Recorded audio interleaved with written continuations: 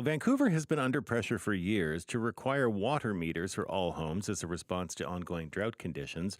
So far, though, it has resisted attempts to adopt a universal metering system. Now, that's something that Richmond and West Vancouver and Surrey and Langley all have.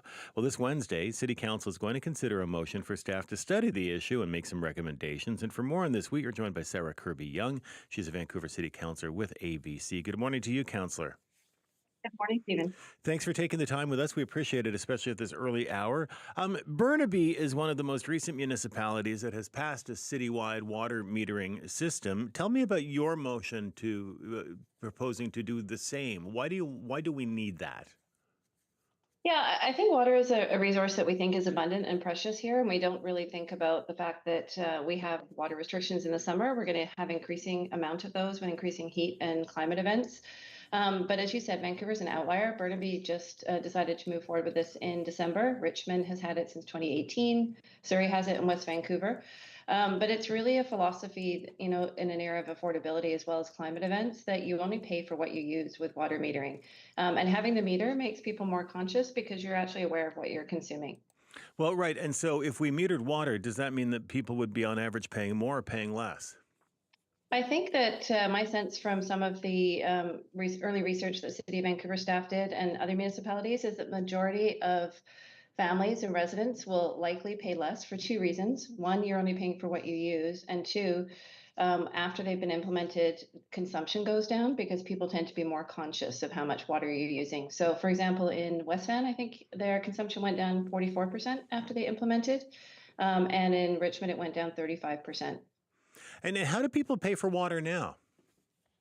Yeah, it's sort of a flat fee billing rate, so it doesn't distinguish between different users. Not like your electricity, where you understand how many kilojoules that you're using, or Yeah.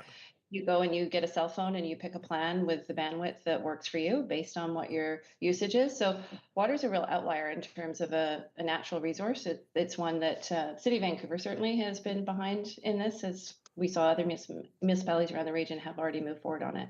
And what is the evidence, or is there evidence that metering water preserves water, that people use less of it if it's metered? Yeah, well, as I said in the West Van example, after they put their meters in, their consumption overall went down 44% and Richmond 35%. I think it's like anything else, people are much more conscious of it. We're also in a time of huge affordability impacts. We've seen utility rates going up significantly. Same with food costs, right? People change their patterns when it hits the pocketbook and the wallet. And so I really think that when you're more conscious of it, you are more thoughtful about how you use it. Now, Vancouver's current system is a little bit confusing because commercial and multi-unit dwellings already they have water metering, do they? Yeah, typically a lot of them do put that in because they're looking to recover that and leasing through their tenants. A lot of the implementations have focused really on residential. Vancouver is only about 13% metered currently in residential. We do require it for new single family buildings. We require it for new multiplexes, or if you're renovating a home, it kicks in. But we have the vast majority of houses across the city that haven't been metered.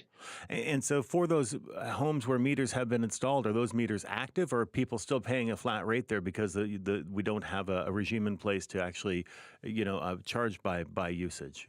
Yeah, we still have a flat rate billing system. And so it's been voluntary if people wanted to get those meters, or as we said, when it's a new construction. Part of the motion, if this passes, and as part of the research, staff will report back so we understand the financial impacts, but that will also involve having to develop a new billing model. Now, why does your motion ask for staff to study this rather than just moving ahead? I mean, do you not have all the evidence you need from other municipalities that this is a good idea? Well, there's a few components to it because there's some capital planning that needs to happen around installing the meters. That would be a significant exercise to do that and put that in all of the homes. And then there's also looking at different billing rate options, for example. So do you have something that's standard year round based on usage? Is there a seasonal component to it? Because we're going to have more water advisories and shortages in the summertime. That's what Burnaby looked at, for example. So it's a bit of a process. It's not a small undertaking. Okay.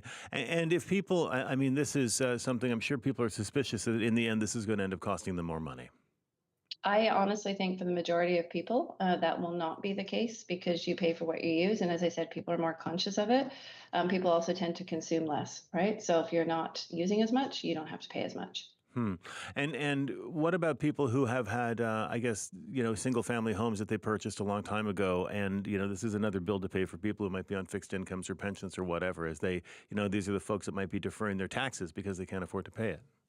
Well, people are paying for water now, right? So again, this gives you more, I think, agency over it. What you're not doing is paying for your neighbor, for example, if they're running the garden hose for a long time, and you're subject to that. So if you're a responsible user, then you have less to worry about. But if your neighbor is running a garden hose during a drought period, you've got more to worry about than how much they're paying for water. Yes, you do. And water is a very precious resource. I mean, right now we're having a huge conversation in the province around Yeah. electricity and looking at growth with, as our population grows and as we're moving towards more multifamily, and do we have enough? And it's paradoxically, we're not having that same conversation about water. Councillor, I've got to ask you, and I know that municipal politics and U.S. federal politics are very far away from each other, but has there been discussion at Vancouver City Council or within the ABC caucus about the impact on Vancouver of a Donald Trump presidency in the United States and the threats of tariffs? Yeah, I have always been a fan, being a municipal politician, of sticking to the city job. I know you used to cover civic politics, and we get criticism, I think, when we step outside of our lane and get into some of the international relations. I think that the province has done a good job. That we had the briefings earlier this week in laying out what the potential impacts look like. Certainly, we would be worried if that results in an increase in unemployment or affects the economic impact of our city. But we're sticking to doing things like utilities, water metering, delivering great parks, streets, Hmm. that kind of thing, right? Sure, but you also have to prepare for economic realities in the city. And as you said, you've been briefed by the province. Are there specific areas that are of concern to Vancouver City Council? For us, I think the biggest one is always small business. We moved recently to set up a small business and economy office to make it easier for those folks in dealing with the city. So we've been doing things like streamlining the number of business licenses, making renovations and permits faster, all of those kinds of things. So yeah, our focus is usually on the economic health of small businesses in our different neighborhoods. All right. Councillor Kirby-Yung, good to hear you this morning. And again, thank you for getting up early for us. We appreciate it. Thanks for having me. Okay, you take care. Bye-bye.